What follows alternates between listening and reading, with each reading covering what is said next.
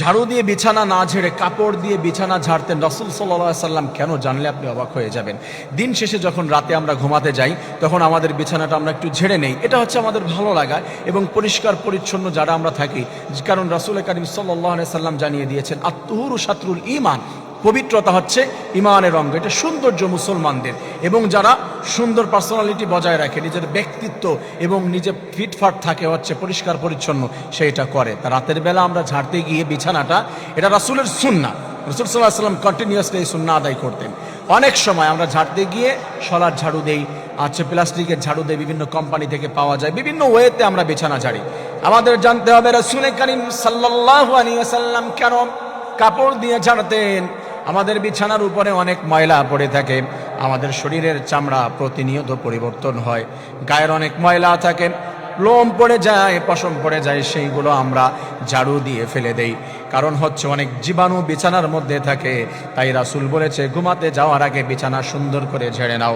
রাসূল সাল্লাল্লাহু আলাইহি ওয়াসাল্লাম তখন কিন্তু একটা কাপড় দিয়ে বা চাদর দিয়ে বিছানা ঝাড়ু দিতেন।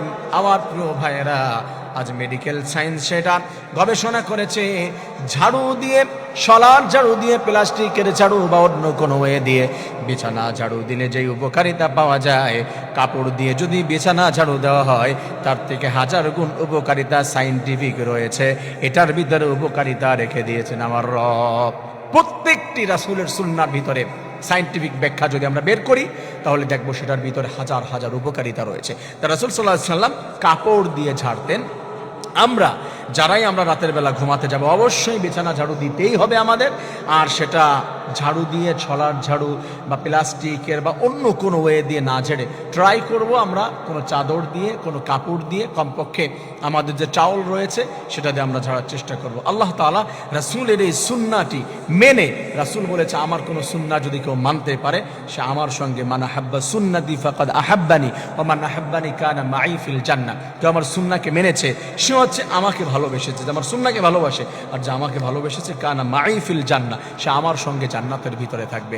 রাসূলের সঙ্গে যেন আমরা জান্নাতে যেতে পারি, আল্লাহ তৌফিক দান করুন, আমিন।